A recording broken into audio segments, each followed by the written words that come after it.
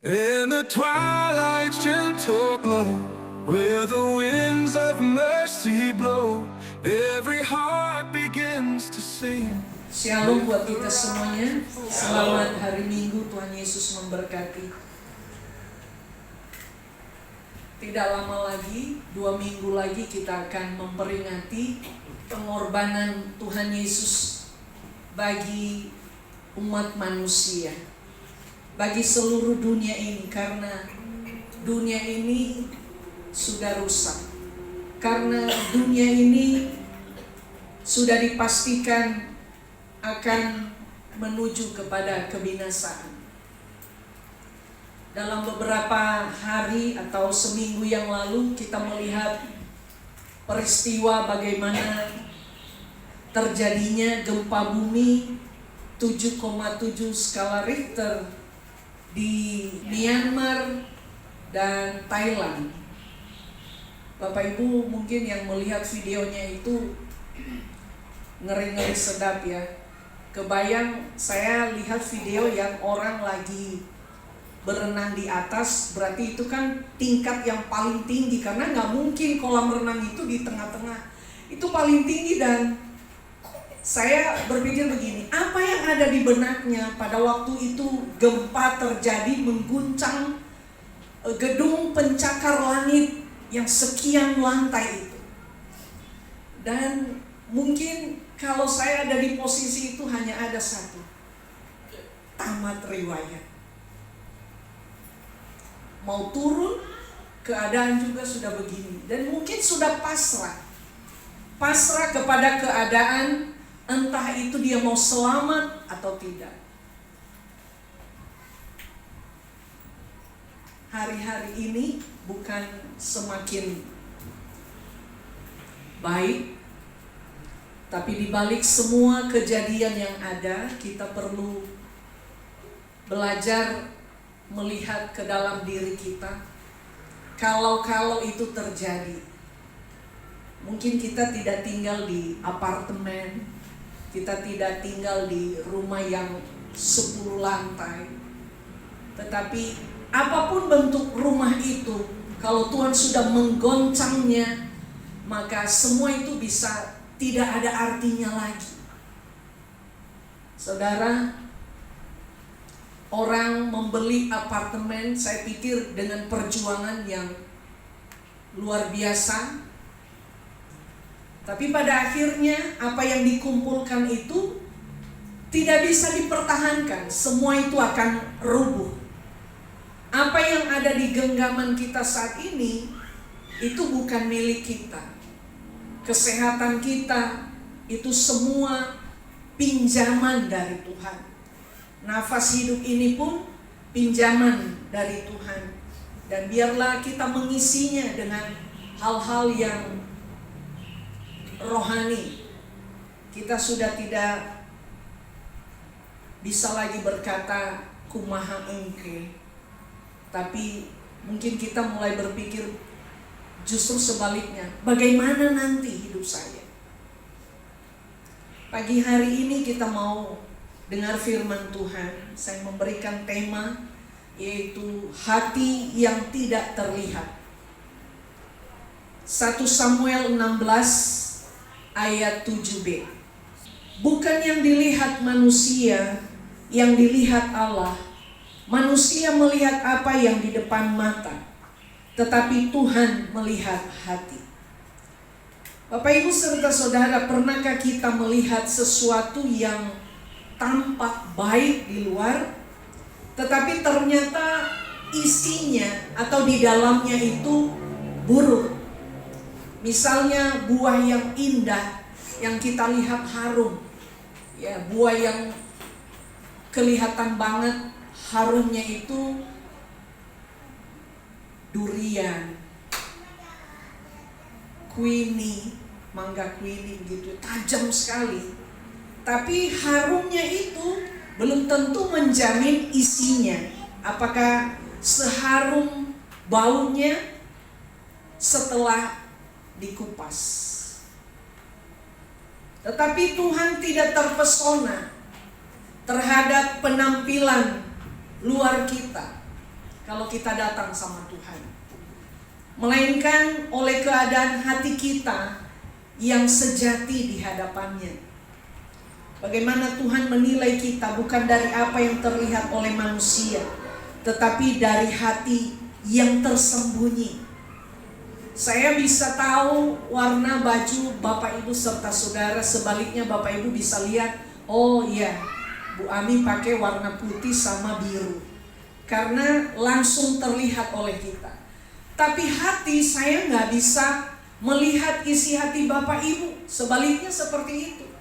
Jadi yang bisa melihat kedalaman hati kita itu hanya Tuhan, karena Dia memang pemilik segala sesuatu. Dari ujung rambut kita, Dia tahu semuanya. Jadi sebenarnya kita tidak perlu khawatir akan hidup ini. Kalaupun kita sakit, kalaupun kita mengalami hal-hal yang tidak mengenakan dalam hidup kita, Allah tahu persis. Karena Dialah yang secara detail menciptakan tubuh kita. Jadi Dia tahu organ-organ mana yang sedang mengalami gangguan. Jadi kita harus belajar percaya kepada pencipta kita, pembentuk kita. Seperti kita pada waktu mungkin kita punya gelang emas yang patah, nggak mungkin kita bawa di tempat, di bengkel motor, nggak mungkin. Tapi kita akan mencari toko emas. Karena apa? Mereka tahu bagaimana cara menyambungkan emas itu. Jadi salah kita kalau kita menaruh hidup kita kepada manusia. Salah kita kalau kita menaruh pengharapan kita kepada dunia ini. Karena dunia ini sama sekali gak bisa kita pegang. Dia bisa berubah dalam sekejap. Apa yang dijanjikan dunia hari ini belum tentu sebentar sejam akan seperti itu. Seperti orang melihat grafik, ya, turun naiknya dolar. Berapa sekarang dolar? 16.400 sekian. Jadi kita perlu menaruh hidup kita kepada Tuhan. Saya mau kembali, Tuhan melihat hati kita, bukan penampilan luar kita. Tetapi hati yang tersembunyi, itulah yang terlihat oleh Tuhan. Yang pertama, Tuhan melihat hati, bukan penampilan luar kita. Pemilihan Daud kita perhatikan di 1 Samuel pasal yang ke-16 ayat 6-7. Demikian bunyi firman Tuhan. Ketika mereka itu masuk dan Samuel melihat Eliab, lalu pikirnya, sungguh di hadapan Tuhan sekarang berdiri yang diurapinya. Tetapi berfirmanlah Tuhan kepada Samuel, janganlah pandang parasnya atau perawakannya yang tinggi, sebab aku telah menolaknya. Bukan yang dilihat manusia, yang dilihat Allah. Manusia melihat apa yang di depan mata, tetapi Tuhan melihat hati. Ketika Samuel hendak mengurapi raja baru, ia melihat penampilan fisik Eliab dan mengira dialah yang dipilih Tuhan. Samuel manusia biasa juga seperti kita. Kadang-kala bahkan sering sekali kita terkecoh dengan penilaian kita sebagai manusia. Tidak memungkiri hal itu juga terjadi kepada para hamba-hamba Tuhan. Nabi Samuel melihat bagaimana ketampanan dari abangnya atau kakaknya Daud yang pertama, yaitu Eliab. Gagah perkasa, postur tinggi, mungkin hidung mancung, putih atau sawo matang, rambut keriting atau lurus lah. Itu masuk standar. Seperti orang memberi standar kalau mau jadi TNI, mau jadi Polri, harus ada standarnya. Dan itu yang dilihat oleh manusia, hal-hal yang lahiriah. Tetapi berbeda dengan cara Tuhan menjatuhkan pilihannya kepada seseorang. Dia melihat hati yang tidak bisa ditembus oleh mata seorang manusia, kedalaman hati seseorang. Allah menegaskan bahwa ia melihat hati, bukan penampilan. Sehingga pada waktu Daud dipilih bukan karena kekuatan atau ketampanannya, melainkan karena hatinya yang berkenan kepada Tuhan. Daud yang disepelekan, yang tidak dipandang oleh siapapun saat itu, bahkan termasuk keluarganya, justru Allah menaruh perhatian kepada Daud yang memiliki hati yang polos, yang tulus, dan berserah kepada Tuhan. Karena di sepanjang pekerjaannya menggembalakan domba, kalau dia tidak mengandalkan Tuhan, mungkin sudah lama dia dimakan oleh binatang buas. Tapi karena dia berserah kepada Tuhan, dia tahu Tuhan perlindungan dalam hidupnya, maka Daud terselamatkan dari binatang-binatang buas. Bahkan dicatat oleh Alkitab, dia bisa mengalahkan singa. Dia bisa mencabik mulutnya singa, mengambil domba yang diterkam oleh singa itu sendiri. Betapa luar biasanya. Apa karena kekuatannya? Bukan. Karena Allah membantunya melalui malaikat Allah, memberikan kemenangan kepada Daud. Bagaimana dengan kondisi hati kita saat ini di hadapan Tuhan? Biar kita datang sama Tuhan bukan hanya karena sesuatu hal, tapi karena kita butuh Tuhan. Tuhan, aku tahu hidupku ini anugerah-Mu saja. Seminggu sudah berlalu saya mengerjakan sesuatu. Itu karena kemurahan Tuhan. Kita masih bisa makan, kita masih bisa menikmati udara ini, masih bisa bernafas tanpa bayar oksigen. Itu karena anugerah Tuhan dalam hidup kita. Apakah hati kita bersih dan tulus saat kita datang pagi ini sama Tuhan? Hanya Tuhan yang mengetahui. Manusia tidak dapat menjangkau hati Bapak Ibu serta saudara, bahkan saya sendiri. Yang kedua, hati yang berkenan di hadapan Tuhan. Allah butuh hati yang tulus dan ada kerendahan hati dalam setiap pribadi umat. Mazmur 51 ayat 17. Sudah dapat? Biar kita baca bersama. Mazmur 51 ayat 17. Korban sembelihan kepada Allah ialah jiwa yang hancur, hati yang patah dan remuk tidak kau pandang hina, ya Allah. Bapak Ibu, Allah tidak pernah memandang hina pada waktu kita datang sama Tuhan. Dengan hati yang hancur, pada waktu kita datang sama Tuhan secara pribadi, kita berlutut menyerahkan semua kepada Tuhan. Apa yang tidak bisa kita sampaikan kepada manusia, Allah tidak pernah memandang hina keadaan hidup kita, keadaan hati kita yang hancur, yang mungkin karena kita punya persoalan yang sungguh luar biasa, tidak bisa kita tanggung lagi. Allah tidak pernah memandang hina hidup kita. Karena apa? Tuhan memandang hati kita. Justru dalam kehancuran hati itulah Allah bekerja, Allah menyapa, dan Allah menjawab doa-doa kita. Daud meskipun pernah jatuh dalam dosa yang besar, ia menyadari bahwa Tuhan lebih menginginkan hatinya yang hancur dan disertai penyesalan daripada persembahan ritual semata. Hati yang hancur dan dibarengi dengan kesadaran, sadar bahwa apa yang dilakukan Daud pada waktu itu menyakiti hati Tuhan, membuat Tuhan menjadi kecewa terhadap dia, karena dia menjadi orang perancang pembunuhan terhadap suami Batseba. Saudara, pada waktu Nabi Samuel datang kepada Daud dan memberikan perumpamaan, ingin mau menyatakan bahwa pada waktu Daud ini telah menjadi raja, dia punya kekuasaan yang penuh.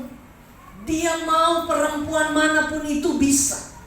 Tapi Nabi Samuel menyatakan kepadanya bahwa kekuasaan yang kamu punya itu tidak bisa kamu pakai semena-mena. Karena itu hanya percayakan pada masa jabatan. Nah, pada waktu itu Daud menyadari bahwa apa yang dibuatnya itu adalah dosa.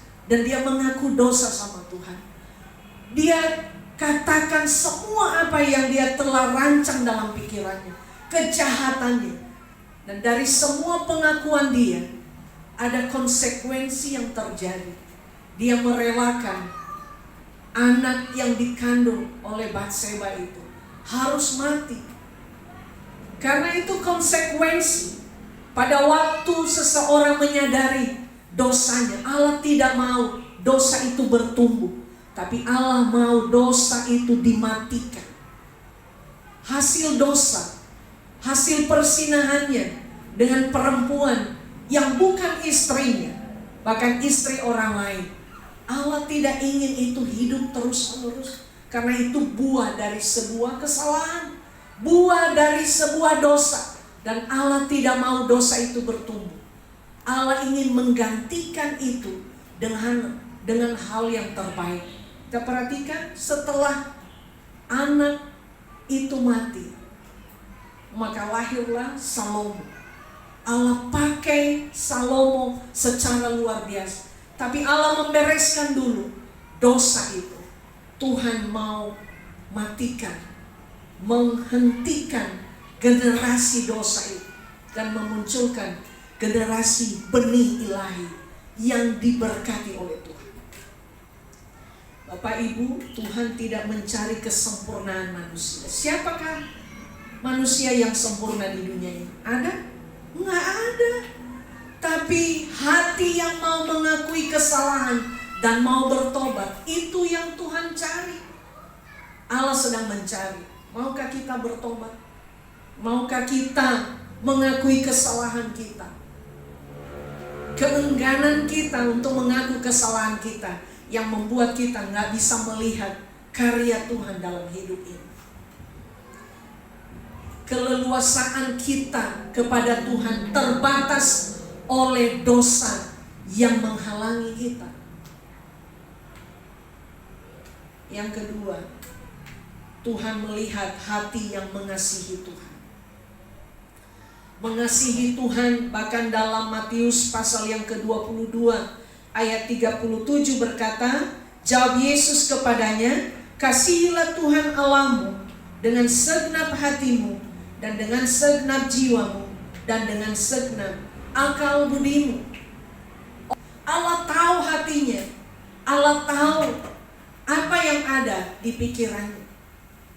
Tuhan terakhir mau bilang sama kita bahwa mengasihi Tuhan itu gak hanya cukup di kata-kata. Mengasihi Tuhan itu dibutuhkan sebuah realita. Realita bukan hanya pada waktu kita diberkati Tuhan dan kita bilang, aku mengasihi Engkau Yesus. Bagaimana pada waktu kita dalam keadaan sakit? Bagaimana pada waktu kita dalam ketidakberuntungan? Bagaimana kalau pada waktu kita doa kita belum dijawab oleh Tuhan? Berpuluh-puluh tahun Tuhan belum jawab. Masih bisakah kita bilang, aku mengasihi Engkau Tuhan? Mengasihi itu perlu pembuktian dalam kehidupan seharian.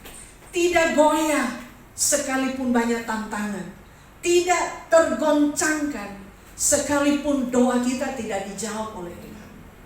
Saya mau kasih contoh satu hal. Sejak pelayanan ini ada, kita terus berdoa, Tuhan kami rindu punya tempat ibadah. Tahun ini masuk ke 24 tahun pelayanan ini.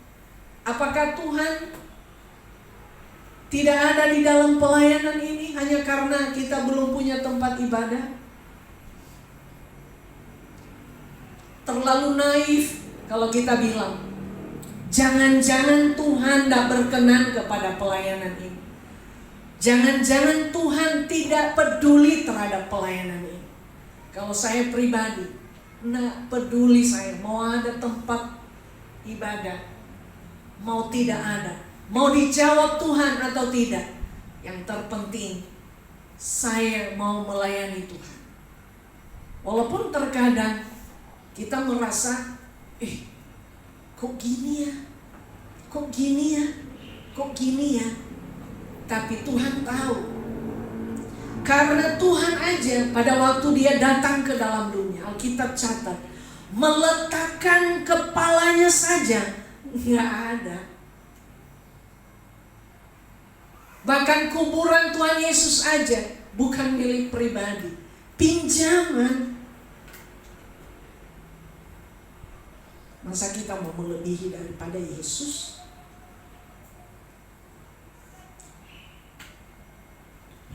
Meletakkan kepalanya saja tidak ada. Kuburan Tuhan Yesus pun dikasih pinjam. Tuhan tahu kita harus menyadari bahwa kita tidak selamanya di dunia ini.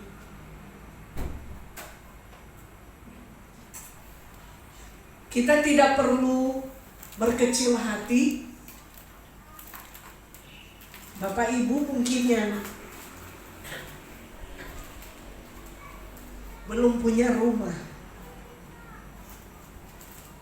bahkan ada orang sampai mati pun tidak punya rumah. Apakah Tuhan tidak sayang kepada mereka? Apakah Tuhan jahat terhadap mereka? Tidak. Tapi kalau kita masih bisa membayar kontrakan, itu adalah bukti kasih Allah yang gak bisa kita pungkiri. Sebenarnya ukuran kita diberkati Tuhan itu bukan karena kita punya ini, punya ini, punya ini. Enggak. Tuhan butuh hati kita, maka kita mengasihi Tuhan. Mengasihi Tuhan itu gak boleh hanya karena kita dijawab doa kita. Mengasihi Tuhan tidak boleh ganjil. Karena sesuatu yang ganjil nggak bisa dibagi. Makanya firman Tuhan bilang, kasihilah Tuhan Allahmu dengan segenap hatimu. Genap, tidak boleh ganjil, tidak boleh tersisa sedikit pun. Nggak boleh 99%. Mengasihi Tuhan harus 100%. Dengan segenap jiwamu dan dengan segenap akal budi. Akal kita sudah terbatas. Tapi kalau kita bilang, Tuhan, aku mau mengasihi Engkau, maka pikiran Tuhan itu Tuhan akan taruh bagi kita, sehingga kita tidak mudah kecewa, kita tidak mudah menyerah, tapi yakin Tuhan Immanuel atas hidup kita. Tuhan Yesus mengajarkan bahwa kasih kepada Tuhan itu harus segenap hati, karena itu perintah yang terutama itu yang paling pertama dari semua yang ada, mengasihi Tuhan. Tidak ada artinya kita memberi pun persembahan kita kalau kita nggak mengasihi Tuhan. Tuhan mau bilang, mengasihi Tuhan itu banyak cara yang kita bisa buat. Pada waktu kita tersakiti pun kita mengasihi Tuhan. Cara kita mengasihi Tuhan juga itu adalah bagian tersebut. Apakah kita lebih memperhatikan apa yang orang lain katakan terhadap diri kita, atau Tuhan yang berfirman? Mungkin Bapak Ibu katakan, bagaimana saya bisa tahu Tuhan berfirman terhadap saya?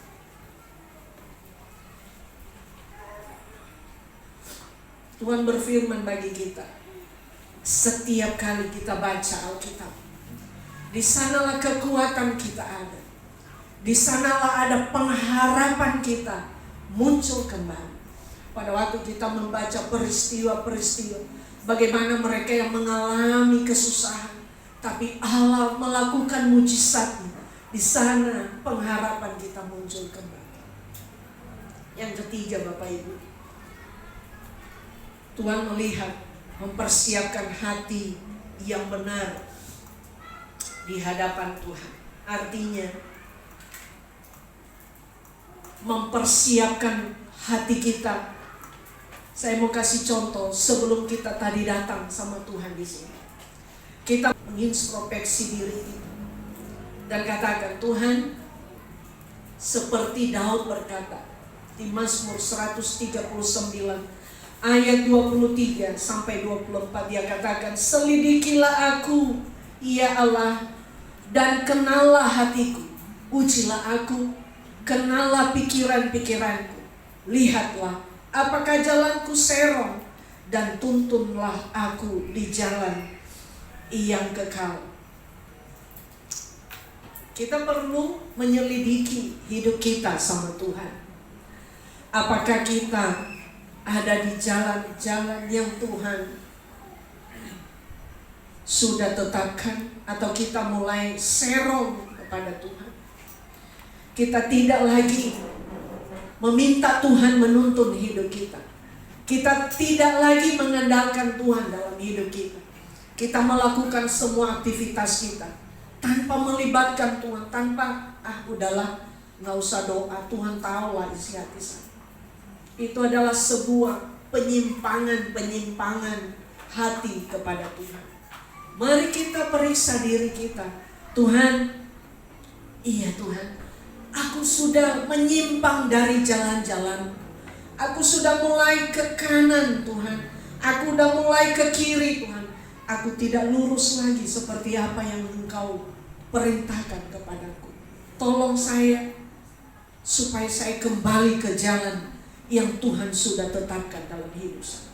Daud berdoa agar Tuhan menyelidiki hatinya dan menunjukkan segala sesuatu yang tidak berkenan kepadanya.